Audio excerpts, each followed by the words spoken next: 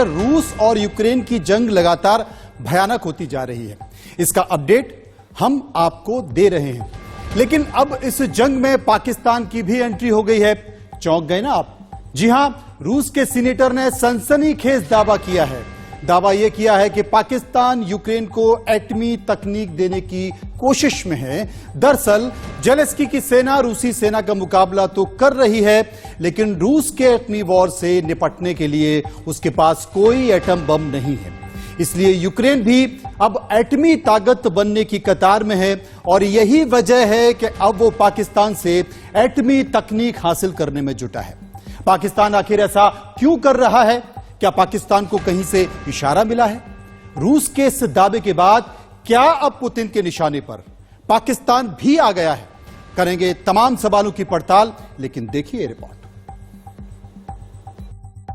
Ukraine जंग में कूदा पाकिस्तान।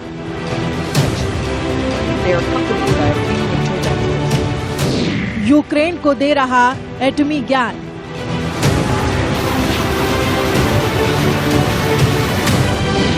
एटम बॉम्ब बनाएगा यूक्रेन। पुतिन अब करके रहेंगे महाविनाश।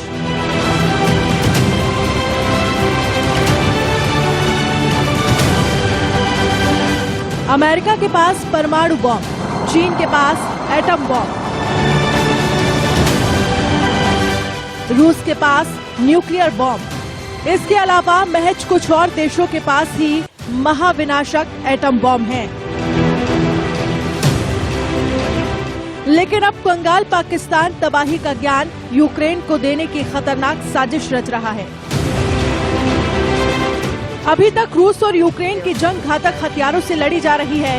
Missile, drone bomb, rocket launcher, tank कहर बरपा रहे हैं। रूसी सेना को मुंहतोड़ जवाब देने के लिए यूक्रेन लगातार पश्चिम और अमेरिका से घातक हथियार जुटा रहा है। लेकिन अब जेलेंस्की ने एक और महाविनाशक प्लान तैयार किया है और इस महाविनाशक प्लान को परवान चढ़ाने में जुटा है पाकिस्तान। यूक्रेन की सेना को तोप के गोले सप्लाई कर रहे पाकिस्तान को लेकर रूस के सांसद ने सनसनीखेज दावा किया है। रूसी सांसद इगोर मोरोजोव ने दावा किया है कि यूक्रेन और पाकिस्तान ने परमाणु हथियार बनाने की तकनीकी के बारे में चर्चा की है। इगोर रूस के रक्षा कमेटी फेडरेशन काउंसिल के सदस्य हैं। इगोर ने दावा किया है कि यूक्रेन के विशेषज्ञों ने पाकिस्तान की यात्रा की है और इस्लामाबाद से भी एक प्रतिनिधि मंडल यूक्रेन गया है ताकि परमाणु बम बनाने की तकनीकी पर चर्चा की जा सके। रूस ने यह दावा ऐसे वक्त पर किया है जब उसने यूक्रेन पर डर्टी बॉम्ब के इस्तेमाल का आरोप लगाया है। रूसी सांसद ने दावा किया है कि यूक्रेन के डर्टी बॉम्ब बनाने की क्षमता किसी से छिपी हुई नहीं है। यूक्रेन कम क्षमता वाले डर्टी बॉम्ब का इस्तेमाल जंग में कर सकता है और इसे अमेरिका की भी मंजूरी मिली हुई है। हालांकि यूक्रेन और अमेरिका दोनों ही रूस के इस दावे को खारिज कर रहे हैं। रूस ने इस बात की आशंका को भी खारिज नहीं किया है कि यूक्रेन के राष्ट्रपति जेलेंस्की ने ब्रिटेन और अमेरिका सहयोगियों से परमाणु हथियारों के बारे में चर्चा की हो। पाकिस्तान को लेकर रूसी नेता का अगर दावा सही है तो एक बार फिर से कंगाल पाकिस्तान की सेना परमाणु बॉम्ब की तकनीकी बेचकर पैसा कमाने की फिराक में है। इससे पहले पाकिस्तानी वैज्ञानिक एयू खान ने ईरान, उत्तर कोरिया और लीबिया जैसे देशों को न्यूक्लियर टेक्नोलॉजी बेची और आज उत्तर कोरिया जैसा देश इसी के दम पर अमेरिका और जापान पर परमाणु हमले की धमकी देते हैं। उत्तर कोरिया ने पाकिस्तान से न्यूक्लियर टेक्नोलॉजी ली है और बदले में पाकिस्तान को मिसाइल बनाना सिखाया और आज भी पाकिस्तान की ज्यादातर मिसाइलें उत्तर कोरिया की तकनीकी पर ही आधारित हैं। हालांकि साल 2004 में खान नेटवर्क का भंडाफोड़ हो गया। पाकिस्तान के तत्कालीन राष्ट्रपति परवेज मुशर्रफ ने उन्हें उनके पद से हटा दिया था, लेकिन परवेज मुशर्रफ ने अपनी विशेष शक्तियों का इस्तेमाल करते हुए उन्हें किसी भी तरह की सजा देने पर रोक भी लगा दी और इसके बाद लंबे समय तक उन्हें उनके घर में ही नजरबंद कर दिया गया। जाहिर है अब जिस तरह से पाकिस्तान यूक्रेन को परमाणु तकनीकी देने में जुटा है, उससे एटम जंग का खतरा और बढ़ गया है। पुतिन यूक्रेन को कभी इस मकसद से कामयाब नहीं होने देंगे और पुतिन का गुस्सा कहीं पाकिस्तान को भी तबाह न कर दे। Bureau report, India news.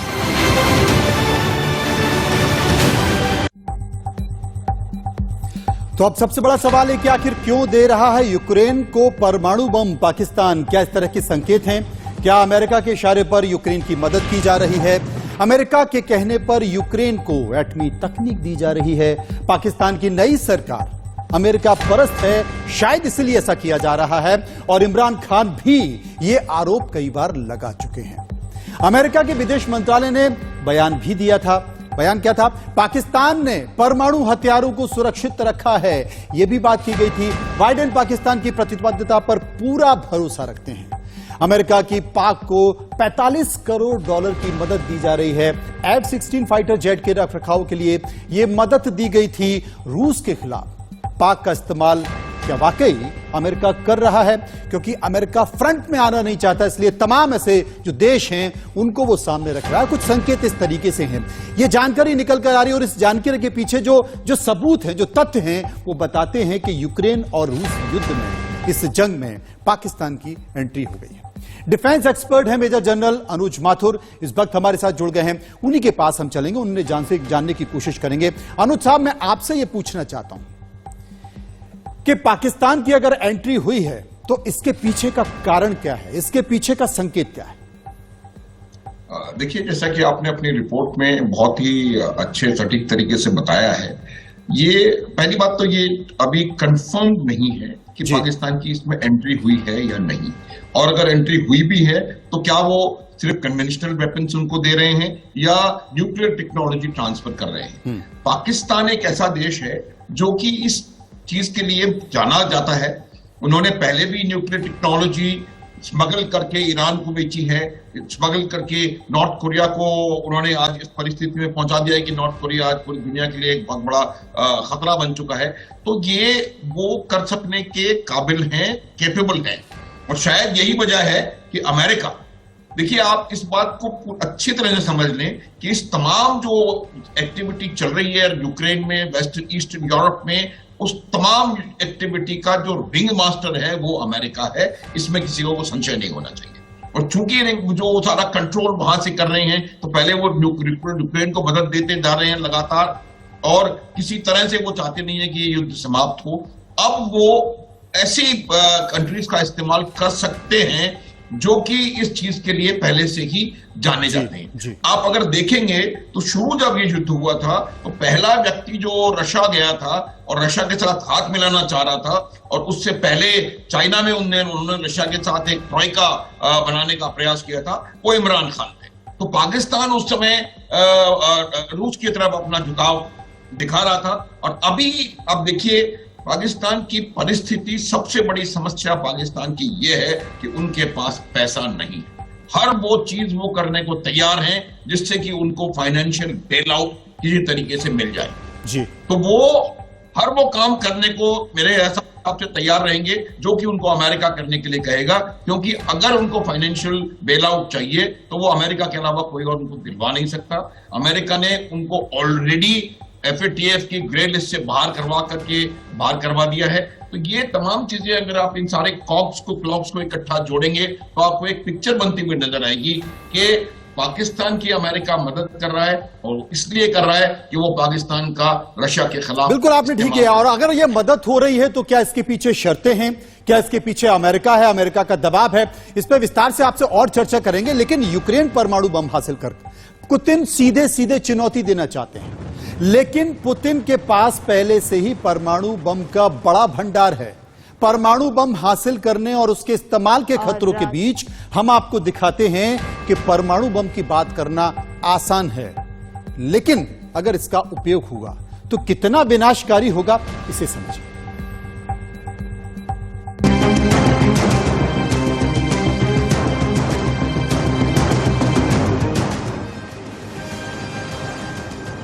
ये तबाही है 1945 की, दूसरे विश्व युद्ध में अमेरिका ने जापान के 2 शहरों हिरोशिमा और नागासाकी पर परमाणु बॉम्ब गिराए थे।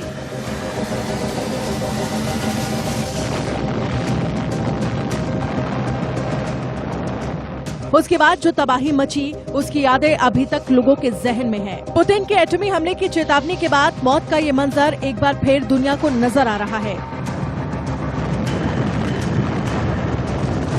हिरोशिमा और नागासाकी पर गिराए जाने वाले परमाणु बमों के नाम लिटिल बॉय और फैटमैन थे। हिरोशिमा में 1,40,000 से अधिक लोग और नागासाकी में 74,000 से अधिक लोग मारे गए थे।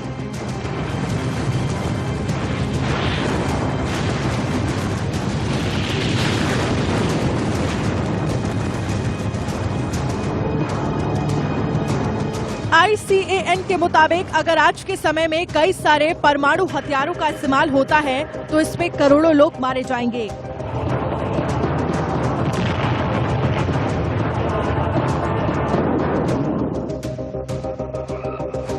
वहीं अगर अमेरिका और रूस के बीच बड़ा परमाणु जंग छिड़ी तो मरने वालों की तादाद 10 करोड़ का आंकड़ा पार कर जाएगी।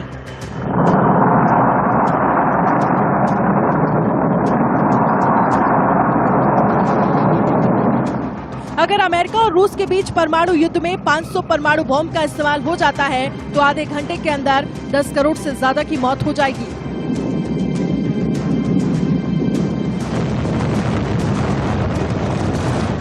इतना ही नहीं, किसी युद्ध में अगर दुनिया में मौजूद 1% से भी कम परमाणु हथियारों का इस्तेमाल होता है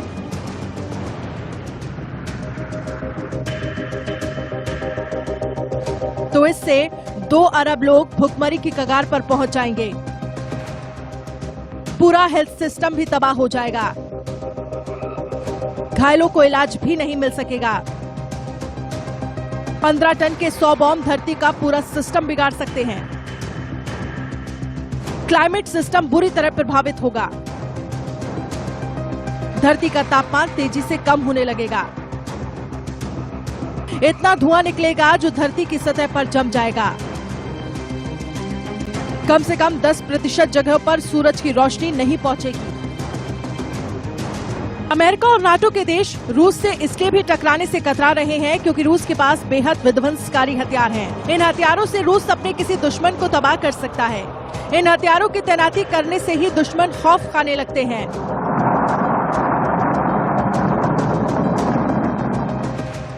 रूस के पास दुनिया का सबसे बड़ा परमाणु बॉम्ब है। साल 1961 में सोवियत संघ ने महाविनाशक हाइड्रोजन बॉम्ब का टेस्ट किया था।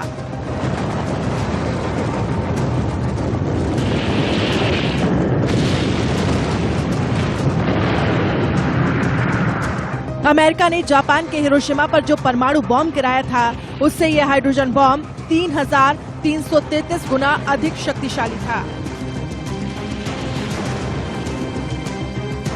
जार बॉम्ब दुनिया का सबसे बड़ा परमाणु बॉम्ब है। इसके फटते ही लाखों लोगों की मौत हो सकती है। इसके अलावा लोग स्किन और सांस संबंधित बीमारियों के शिकार हो जाएंगे।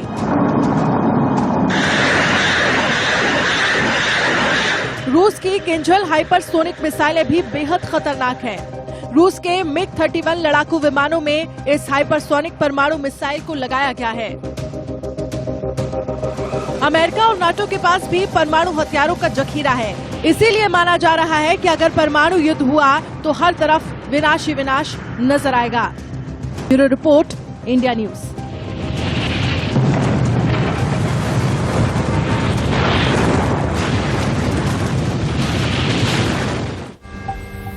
तो डिफेंस एक्सपर्ट अनुज माथुर साहब इस वक्त हमारे साथ मौजूद हैं। माथुर साहब, मैं आपसे जानना चाहता हूं क्योंकि तमाम देशों की एंट्री इसमें होती जा रही है। अमेरिका, यूक्रेन और कुछ नाटो के देश चाहते हैं कि रूस थके और थककर वो अपना फैसला ले, लेकिन रूस थकने को तैयार नहीं है। वो लगातार खतरनाक संकेत दे रहा है और अगर ये खतरनाक संकेत हैं तो क्या ये माना जाए कि पाकिस्तान की एंट्री हुई है, उसके बाद रूस अब और बौखलाएगा और बौखलाएगा तो बात परमाणु बम तक जाएगी? देखिए, ये संभावना बढ़ती जा रही है, लेकिन मैं फिर आपको एक बात बताने का प्रयास करूंगा कि एपीजे अब्दुल कलाम, जो कि हमारी परमाणु नीति के और सबके पितामह कहलाते हैं, ग्रेटेस्ट साइंटिस्ट, उन्होंने एक बार कहा था कि परमाणु बम जो है वो it is not a weapon of war, it's a weapon of peace. जी। और परमाणु बम चूंकि है दो देशों के पास, तो वो ये इंश्योर करता है कि वहां पर उन दोनों के बीच में लड़ाई ना हो, क्योंकि लड़ाई अगर होगी तो म्यूचुअली अश्योर्ड डिस्ट्रक्शन है और सिवाय तबाही के कुछ नहीं होगा। यदि आप देखें कि आप इसको इतिहास जाने कि आज जब बुडापेस्ट मेमोरेंडम साइन हुआ था 1994 में, तब यूक्रेन जो था दुनिया का तीसरा सबसे बड़ा न्यूक्लियर पावर था। इसके पास 1700 न्यूक्लियर हथियार थे, लेकिन इस बुडापेस्ट मेमोरेंडम के तहत उन्होंने तमाम अपने हथियार रूस को दे दिए और उसके बदले में रूस ने अश्योरेंस दिया था कि उनके जो बाउंड्री बॉर्डर्स हैं उनको मानेंगे, उनको सम्मान देंगे। लेकिन अब परिस्थिति बदली हो गई। यदि वो 1750 बम अभी यूक्रेन के पास होते तो सवाल पैदा नहीं होता था कि पुतिन ये हिमाकत करते कि वो यूक्रेन के ऊपर हमला करते, क्योंकि ये गिव एंड टेक है, म्यूचुअली अश्योर्ड डिस्ट्रक्शन है। हम लोग ये कोई हो सकता है, लेकिन मैं अभी भी ये कहना चाह रहा हूं कि न्यूक्लियर वॉर होना एक बहुत दूर की संभावना है, मुझे लगता नहीं है। अब रूस अब कर क्या रहा है? अब रूस को ग्राउंड के ऊपर रिवर्सल्स हो रहे हैं। रशिया को कई जगह से जो उन्होंने ऑक्यूपाई कर लिया था वहां पर लॉसेस हो रहे हैं, तो उसको कंपनसेट करने के लिए उन्होंने अपने मिसाइल्स और अपने बड़े स्ट्राइक्स एनर्जी रिसोर्सेज के ऊपर, इंफ्रास्ट्रक्चर के ऊपर करने शुरू कर दिए हैं। क्योंकि मैं आपको बताता हूं कि सबसे बड़ी वजह इस लड़ाई के 8-10 महीने चलते चले जाने की मुझे है कि रूस इस कैलकुलेशन में गलती खा गया। उसको ये लग रहा था कि यूक्रेन के जो लोग हैं, खास करके जो रूसी भाषी लोग हैं, वो उनके साथ होंगे और उनकी मदद से वो यूक्रेन के ऊपर हमला कर। लेकिन ऐसा हो नहीं पाया और यही कारण है कि रूस आगे बढ़ता चला गया और वो इस जगह पर पहुंचकर खड़ा हो गया कि अब उसे समझ में नहीं आ रहा कि करे तो क्या करे। आप हमारे साथ रहें, क्योंकि रूस और यूक्रेन की जंग लगातार भयानक होती जा रही है। रूस ने यूक्रेन के बड़े भाग पर कब्जा कर लिया है, लेकिन अब इन इलाकों को हासिल करने के लिए जेलेंस्की की सेना ताबड़तोड़ हमले कर रही है। रूसी सेना को खदेड़ने के लिए अब जेलेंस्की ने जर्मनी से बेहद खतरनाक बैटल टैंक की मांग की है।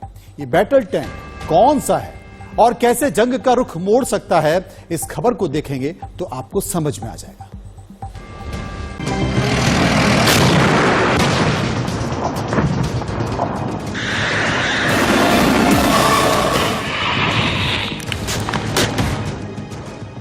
भड़केगी रूस और यूक्रेन जंग की आग।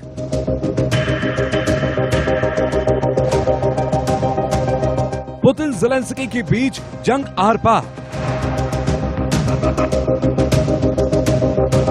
घातक हथियारों से होगा महाविनाश।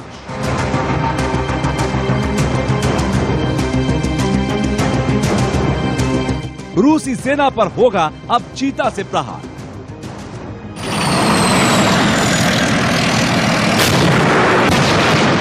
यह है जर्मनी का लेपर्ड बैटल टैंक। दुश्मनों को ढेर करने में इसका कोई मुकाबला नहीं।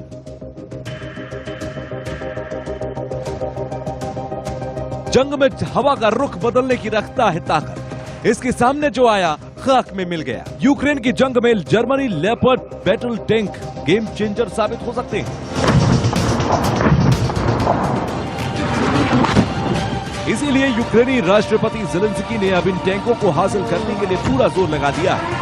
अगर यूक्रेन को ये टैंक मिल गए तो रूसी सेना पर ये कहर बनकर टूटेंगे। जर्मनी के ये टैंक पुतिन की टेंशन बढ़ा सकते हैं। 8 महीने बाद भी रूस और यूक्रेन की जंग थमने के बजाय और घातक होती जा रही है।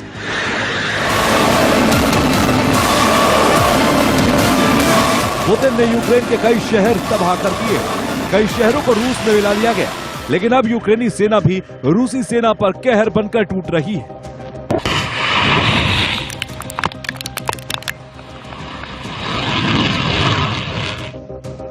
रूसी कब्जे वाले अपने इलाकों को हासिल करने के लिए ज़ेलेंस्की आर पार के मूड में हैं और वो अब जर्मनी से लेपर्ड बैटल टैंक की मांग कर रही है।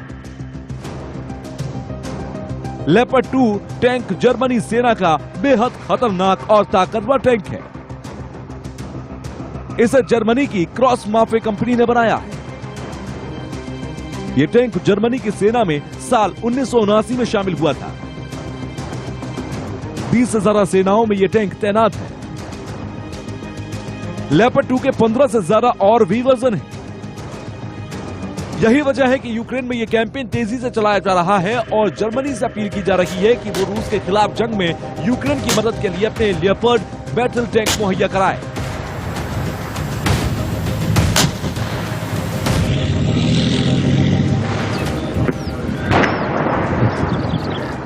डेली स्टार में छपी एक रिपोर्ट के मुताबिक #FreeTheLeopards कैंपेन चलाकर जर्मन सरकार से यूक्रेन अपने लियोपार्ड बैटल टैंक भेजने की अपील कर रहा है, जिससे युद्ध में रूस की तरफ से कब्जाई जमीन को वापस हासिल किया जा सके।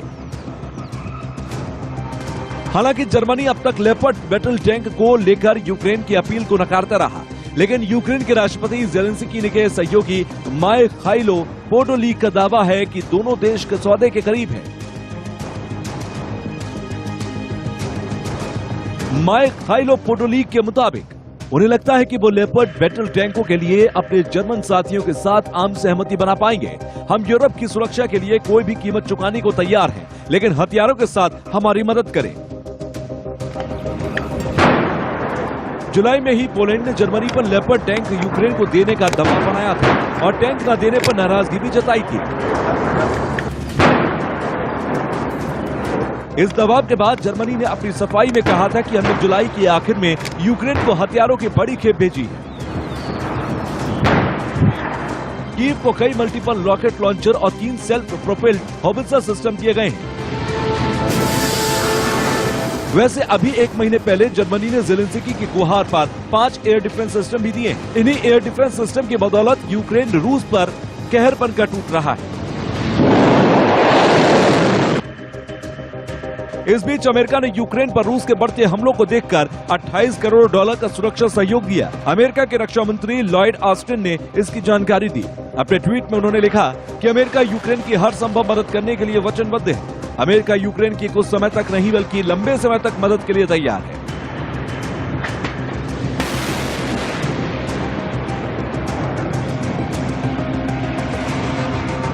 अमेरिका से यूक्रेन को मिला सिक्योरिटी पैकेज रूस पर भारी पड़ने में मदद करेगा। इतना ही नहीं, अमेरिका ने पुतिन की एटमी धमकी को देखते हुए नेटो को मजबूत करने का वादा भी किया। जाहिर है कि यूक्रेन की जंग अब और विनाशकारी होने वाली है। यूक्रेन जितना घातक हथियारों से हमला करेंगे, पुतिन उतना ही घातक जवाब देंगे।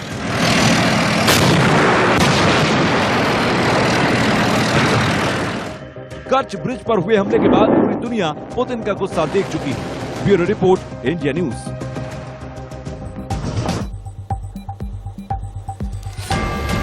तो एक तरफ आपने देखा कि किस तरीके से यूक्रेन एटमी प्लान तैयार कर रहा है, तो दूसरी तरफ रूस भी पीछे नहीं है। रूस अफगान लड़ाकू के साथ अब इस युद्ध में एंट्री करने वाला है और वो बहुत खतरनाक हैं ये लड़ाके, और ये इतने खतरनाक है कि इस तस्वीर को बदल सकते हैं और यूक्रेन को परेशान कर सकते हैं। अनुज माथुर साहब हमारे साथ मौजूद हैं। अनुज माथुर साहब, एक तरफ यूक्रेन तैयारी कर रहा है तो दूसरी तरफ रूस भी लगा हुआ है। ये जंग कहां तक जाएगी? यानी कि एटमी प्लान यूक्रेन का, परमाणु तकनीक हासिल करना और पाकिस्तान का सहयोग लेना, और अब अफगान लड़ाकों की एंट्री रूस की तरफ से। देखिए, एक बात मैं आपको बताऊं कि जब भी किसी युद्ध में कोई निर्णायक परिस्थिति हासिल करनी होती है तो आपको बूट्स ऑन ग्राउंड चाहिए, आपको इन्फेंट्री चाहिए। और ये 8-10 महीने से लड़ाई चलती चली आ रही है, उसमें भी ये बात लाउड एंड क्लियर उभर करके आई है कि आप कितना भी फायर पावर उसमें इस्तेमाल करने, कितने भी मिसाइलें वहां गिरा रहे हैं, कितने भी किस्म के आप बॉम्ब्स वहां पर को करने, वो तहस नहस जरूर कर सकते हैं, लेकिन फिजिकल ऑक्यूपेशन कैप्चर करने के लिए आपको इन्फेंट्री की आवश्यकता पड़ेगी। और इन्फेंट्री भी कितनी? कम से कम 1:3, 1:4 इन्फेंट्री आपको नॉर्मल ऑपरेशंस के अंदर चाहिए होती है। अगर 100 अगर दुश्मन है तो आपको 400, कहीं कहीं स्थानों पे 500, हाई एल्टीट्यूड में अगर लड़ाई हो रही है गालवान जैसी जगह पर, वहां 1000, 10 गुना ज्यादा। तो ये बात बिल्कुल लाउड एंड क्लियर है और शायद इसी वजह से उन्होंने अपने कॉन्स्क्रिप्शन को चालू कर दिया है और वो हर जगह देख रहे हैं, चाहे वो चेचनिया लड़ाके हों, चाहे वो अफगान लड़ाके हों। ये तमाम चीजें जो है वो ये बात बताती है कि रशिया जो है वो उसके पास इन्फेंट्री की बहुत ज्यादा कमी है और वो अपनी फायर पावर से जो रिजल्ट हासिल करना चाह रहा था वो रिजल्ट उसको हासिल हो नहीं पाया है। अब 2 फ्रंट आप देखिए रशिया इस्तेमाल करेगा। पहली बात तो ये है कि वो इंफ्रास्ट्रक्चर पर इस तरह हमले करेगा कि जो यूक्रेन की जनता है, मैं थोड़ी देर पहले आपको सब बता रहा था कि जनता का सपोर्ट रशिया को नहीं था, अब वो यूक्रेन की जनता को इस मार से इतना डिमोरलाइज करना चाहता है ताकि वो जनता स्वयं उठ करके ज़ेलेंस्की के पास जाए और रूस की शर्तों पर शांति को स्थापित करने की बात करे। हुआ नहीं है अभी, ये प्रयास रशिया का यही है। इसी वजह से वो आज की तारीख में सर्दियां आ रही हैं, कम विंटर्स, ये और ज्यादा परेशानी उनको बढ़ती चली जाएगी और आप देखेंगे शायद इस प्रकार की कोई बात हो। बिल्कुल, आगे आने वाले समय में और परेशानियां बढ़ जाएंगी। बहुत बहुत शुक्रिया करेंगे अनुज माथुर साहब आपका, जो विस्तार से हमें समझा रहे थे इस जंग की कहानी को। लेकिन सबसे बड़ा सवाल है कि प्लान पे प्लान दोनों देशों की तरफ से बनाए जा रहे हैं। जंग में यूक्रेन के आक्रामक तेवरों को देखते हुए पुतिन ने भी एक और घातक प्लान तैयार किया है। यूक्रेनी सेना पर कहर बरपाने के लिए पुतिन ने अफगान के खूंखार लड़ाकों को भर्ती करना भी शुरू कर दिया है। ये लड़ाके जंग में हवा का रुख मोड़ सकते हैं। अगर ये जंग में उतरे तो यूक्रेनी सेना में कोहराम मचना तय माना जा रहा है। आप जानना चाहते हैं कि आखिर ये खूंखार लड़ाके होते कैसे हैं, कैसे काम करते हैं, तो इस रिपोर्ट को समझिए। यूक्रेन में और भड़केगी जंग की आग। पुतिन का आक्रामक प्लान, मचेगा हाहाकार। अफगान लड़ाके यूक्रेन पर करेंगे प्रचंड प्रहार। रूस और यूक्रेन की जंग अब और होगी भयानक। तमाम मोर्चों पर आगे बढ़ रही यूक्रेनी फौज का बरपेगा कहर। अफगानिस्तान के खूंखार लड़ाके ढहाएंगे सितम। पुतिन के आक्रामक प्लान से अब यूक्रेन में हाहाकार मचने वाला है। चेचन लड़ाकों के बाद अब पुतिन ने जंग में माहिर अफगान लड़ाकों को यूक्रेन भेजने का विनाशकारी प्लान बनाया है।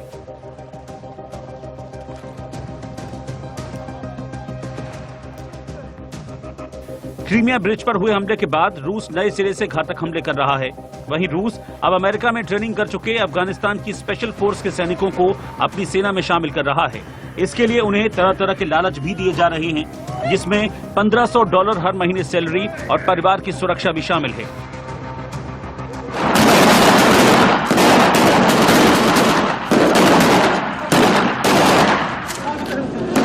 रूस इन सैनिकों को यूक्रेन के खिलाफ युद्ध में भेजेगा। जानकार मानते हैं कि पिछले कुछ महीनों से युद्ध में यूक्रेन ही नहीं, रूसी सैनिक भी बड़े पैमाने पर मारे गए हैं।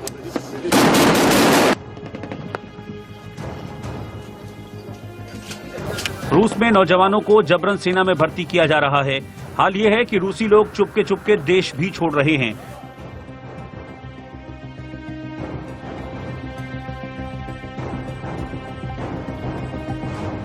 तीन पूर्व अफगान जनरलों ने दावा किया है कि रूसी सरकार अफगान कमांडो को अपनी सेना में शामिल करने के लिए तरह तरह के लालच दे रही है।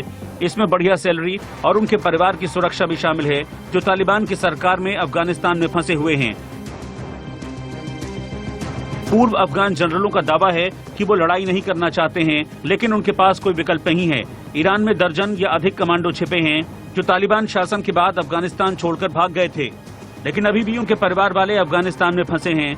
अगर वापस अफगानिस्तान गए तो तालिबान हमें मार डालेगा। बताया जा रहा है कि अफगान लड़ाकों की भर्ती रूस के वैगनर ग्रुप के जरिए की जा रही है। रूस जिन अफगान सैनिकों को अपनी सेना में भर्ती कर रहा है, उन्हें अमेरिकी सेना ने ट्रेनिंग दी है। ये उस वक्त की बात है जब अमेरिकी सेना तालिबान के खिलाफ अफगानिस्तान में मौजूद थी। इन्होंने अमेरिकी सैनिकों के साथ तालिबानियों के खिलाफ जंग लड़ी थी, लेकिन हार के बाद इन्हें अफगानिस्तान से भागना पड़ा और ईरान समेत कई और जगह पर छिपना पड़ा था।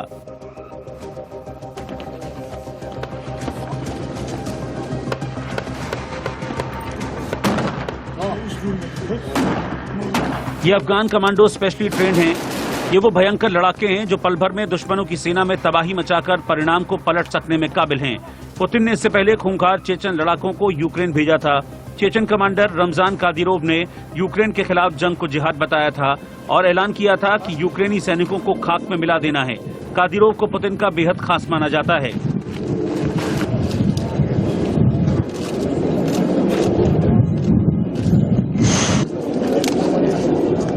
जाहिर है, अगर अब अफगान लड़ाके भी यूक्रेन जंग में उतरते हैं तो जंग का रुख रूस की तरफ मोड़ सकते हैं। यूक्रेनी सेना के लिए अफगान लड़ाके बेहद भारी पड़ने वाले हैं। देखना होगा कि पुतिन के इस घातक प्लान का अब यूक्रेन और अमेरिका क्या तोड़ निकालते हैं। Bureau report, India news.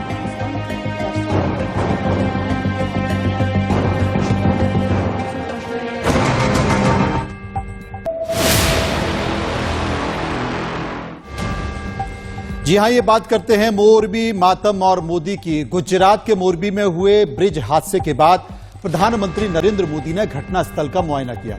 इसके बाद उन्होंने सिविल अस्पताल जाकर पीड़ितों से मुलाकात की। प्रधानमंत्री ने उन अधिकारियों से भी बातचीत की जो रेस्क्यू ऑपरेशन में शामिल थे।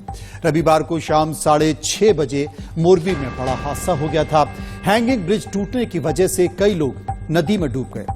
हादसे में अब तक 135 लोगों की मौत हो चुकी है और कई घायल बताए जा रहे हैं। अब उसी त्रासदी का मुआयना करने देश के प्रधानमंत्री नरेंद्र मोदी मोरबी पहुंचे।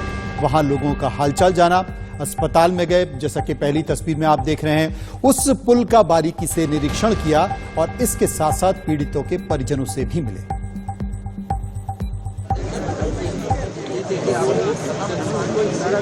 ब्रिज हादसे के 2 दिन बाद प्रधानमंत्री नरेंद्र मोदी मोरबी पहुंचे। मोरबी आते ही पीएम ने सबसे पहले हादसे वाली जगह पहुंचकर टूटे ब्रिज का मुआयना किया। वहां गुजरात के मुख्यमंत्री, गृहमंत्री, गुजरात बीजेपी के अध्यक्ष की मौजूदगी में उन्होंने चूक से जुड़ी हर एक जानकारी ली। इस दौरान उनके चेहरे पर निराशा, दर्द और नाराजगी के भाव थे। इसके बाद उन्होंने मोरबी के सिविल अस्पताल में घायलों का हालचाल जाना। अस्पताल में उन्होंने कुछ मरीजों से बात भी की। मोरबी हादसे में किसी ने औलाद खो दी, किसी ने जीवन साथी, किसी के अपने उसकी आंखों के सामने डूब गए। मोदी अपनों को खोने वाले 26 परिवारों से एसपी ऑफिस में मिले। मोरबी के 135 मृतकों में 30 बच्चे हैं, जबकि मारे गए 45 लोगों की उम्र 18 साल से कम है। हादसे में ज्यादातर महिलाओं और बुजुर्गों की जान गई। 170 लोगों का रेस्क्यू किया गया। 100 लोग घायल बताए जा रहे हैं। लिहाजा मोदी ने इन पीड़ितों का दर्द बांटा और लोगों को ढांढस बंधाते नजर आए।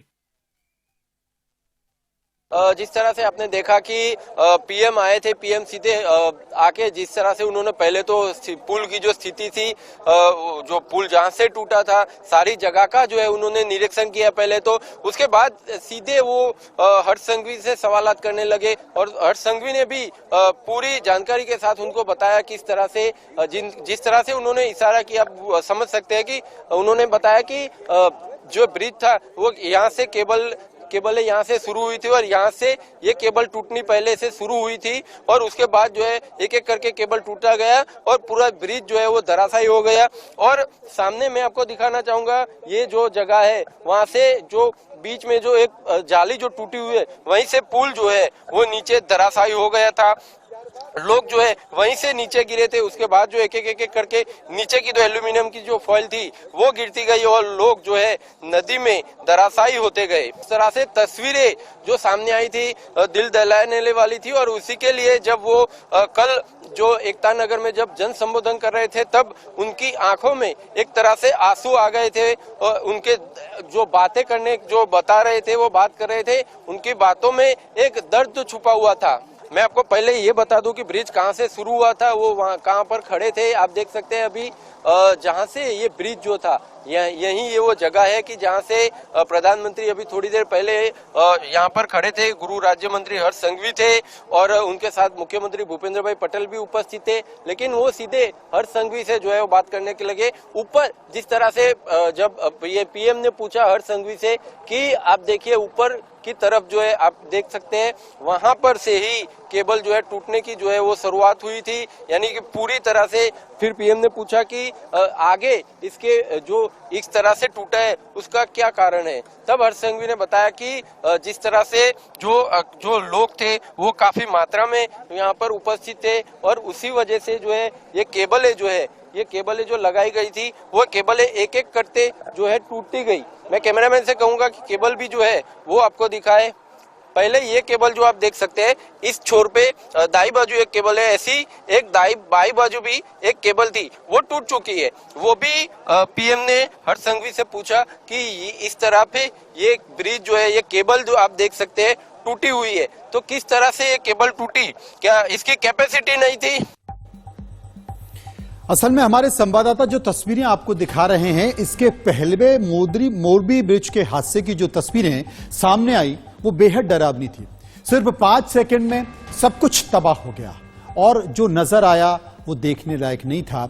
देखिए कैसे रविवार के लोग काल के गाल में समा गए और ये जो 3 तस्वीरें हम आपको दिखा रहे हैं वो हालातों को बयान कर रही है कि कैसे पुल टूटा, लोग नदी में गिरे, फिर लोगों ने ऊपर आने की कोशिश की और टूटे पुल की जाली का सहारा लेकर लोग जान बचाते हुए दिखाई दिए। ये 3 तस्वीरें हालत बयां करती हैं कि यह कितना खतरनाक हादसा था। इस हादसे के लिए कौन जिम्मेदार है? इंडिया न्यूज लगातार ये तस्वीरें दिखा रहा है कि यह हादसे के लिए कौन जिम्मेदार है और जो जिम्मेदार है क्या वाकई उनके खिलाफ कार्रवाई हो रही है, क्योंकि हादसे की वजह ओरवा कंपनी का खराब मेंटेनेंस भी बताया जा रहा है, जिसका चेयरमैन और कोई नहीं बल्कि जयसुख पटेल है।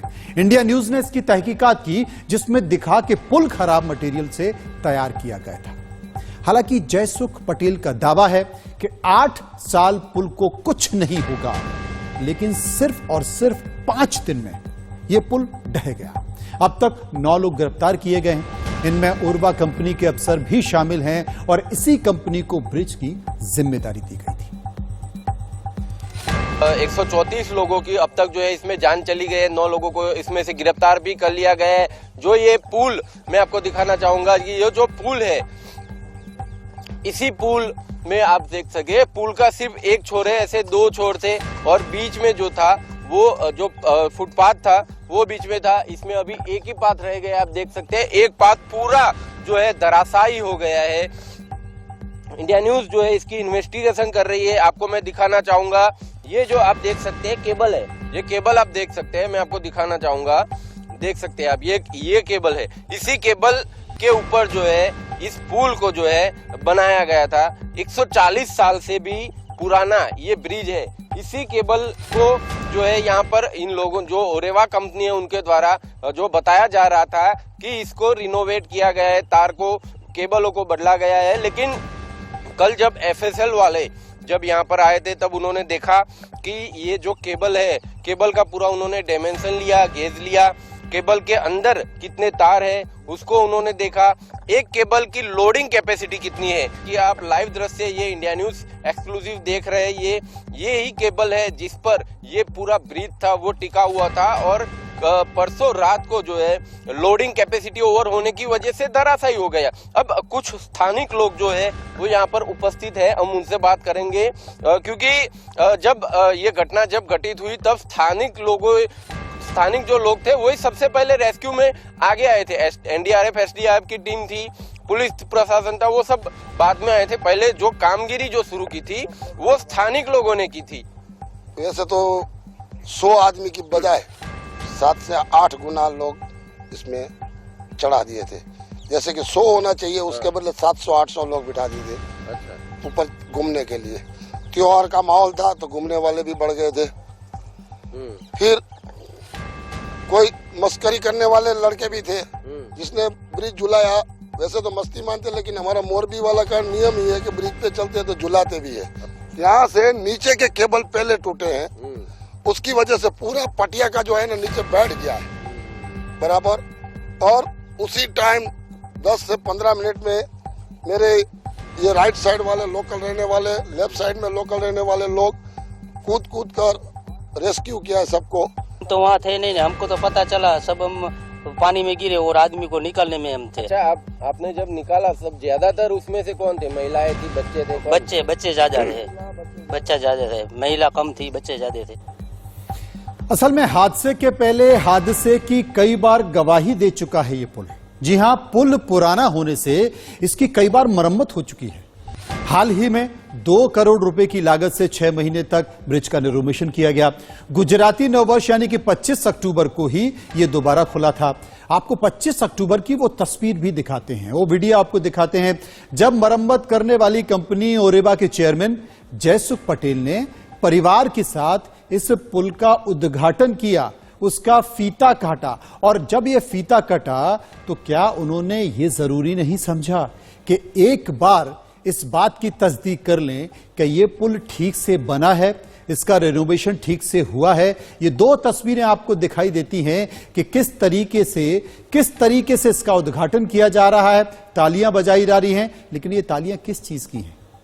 आने वाली जो घटना थी, आने वाला जो हादसा था, क्या उसकी दस्तक उसकी गवाही ये पुल पहले नहीं दे चुका था और मोरबी के मुद्दे पर अब सियासत भी गरमा रही है।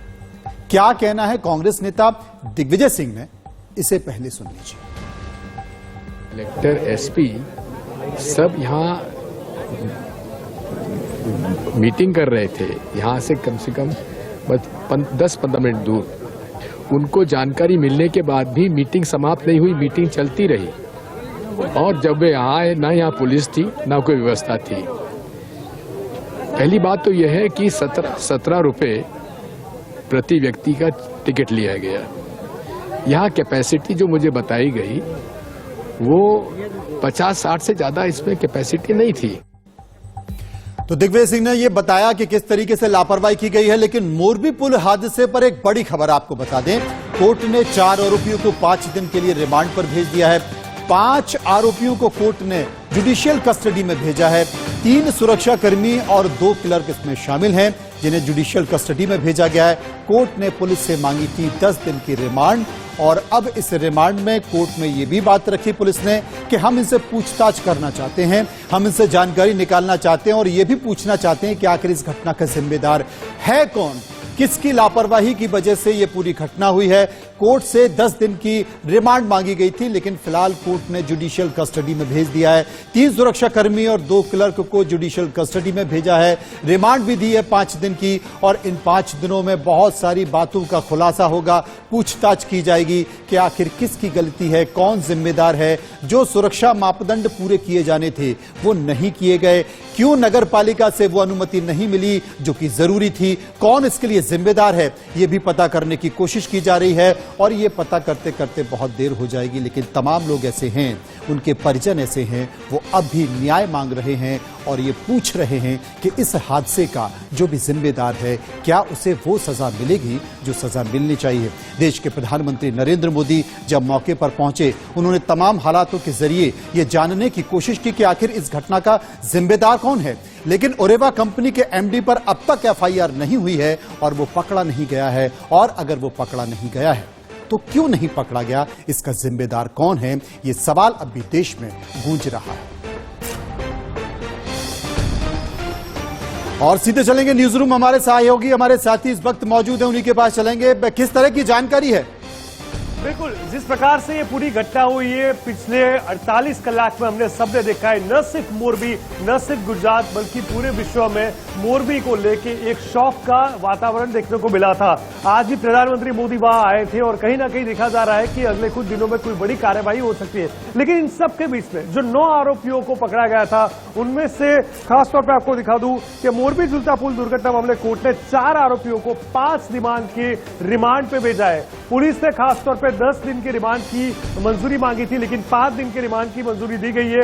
और उसके अलावा पुलिस ने खासतौर पर 5 को जुडिशियल कस्टडी में भेज दिया है।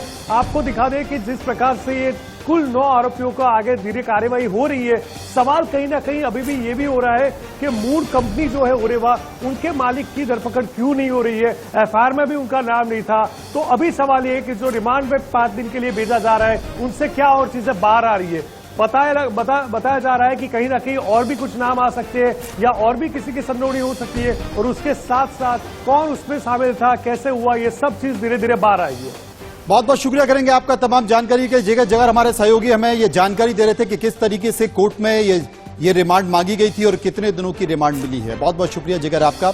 आगे बढ़ते हैं और बात करते हैं ठगों के ठग महाठग सुकेश की। जी हां, हम सुकेश की बात कर रहे हैं। सुकेश चंद्रशेखर ने दिल्ली के पूर्व मंत्री सत्येंद्र जैन और आम आदमी पार्टी के खिलाफ एक ऐसा सनसनीखेज पत्र उपराज्यपाल को भेजा है कि सियासत के गलियारों में हलचल मच गई है। सुकेश की ओर से सत्येंद्र जैन और आम आदमी पार्टी पर लगाए गए भ्रष्टाचार के बड़े आरोपों से भूचाल आ गया है। इस लेटर बम से दिल्ली की सियासत में भी उबल गई है। जी हां, 200 करोड़ रुपए की ठगी करने के आरोपी सुकेश चंद्रशेखर ने दिल्ली सरकार के मंत्री सत्येंद्र जैन पर अब तक का सबसे गंभीर आरोप लगाया है।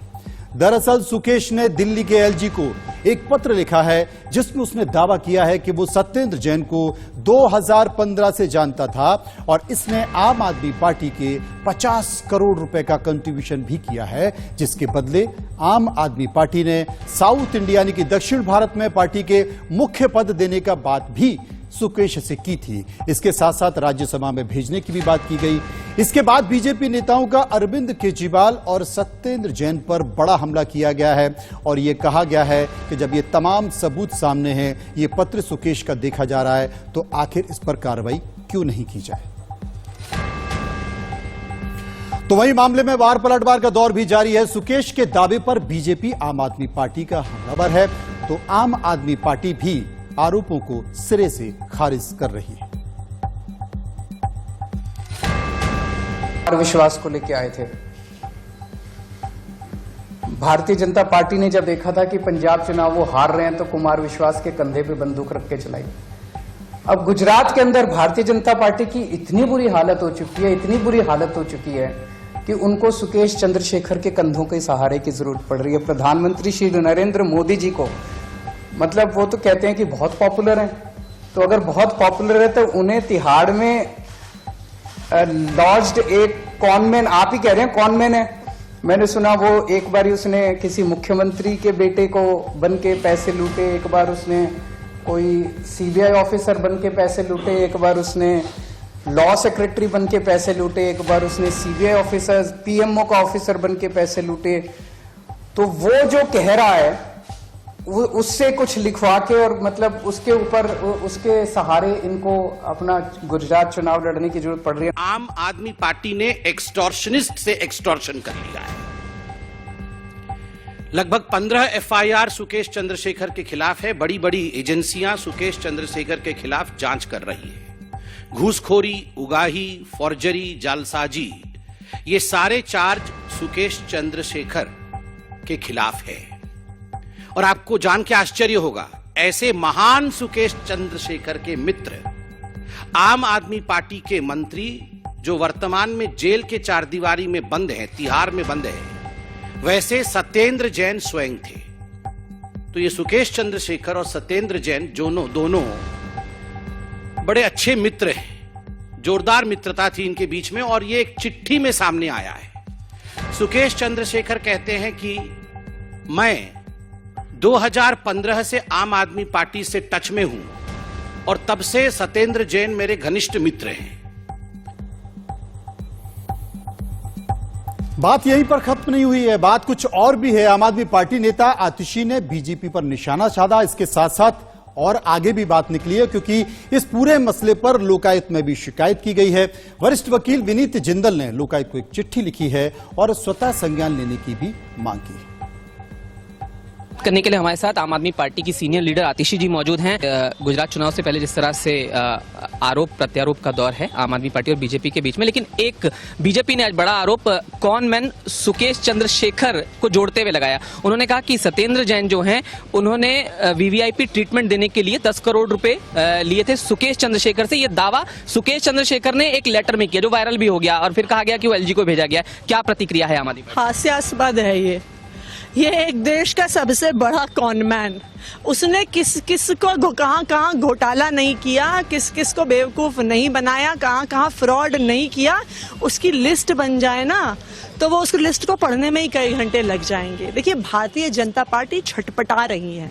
भारतीय जनता पार्टी गुजरात में उसकी आने वाली हार से डर रही है, इसलिए बेबुनियाद आरोप, और ये तो शुरुआत है। आप देखिए जैसे जैसे हम चुनाव के करीब पहुंचेंगे और बड़े बड़े आधार विहीन आरोप हम पे लगाएंगे। जी, तो आतिशी को आप यहाँ पर सुन रहे थे, उन्होंने पूरे मामले पर क्या कहा। दिल्ली में कैमरामैन आकाश के साथ जतिन गोस्वामी, इंडिया न्यूज।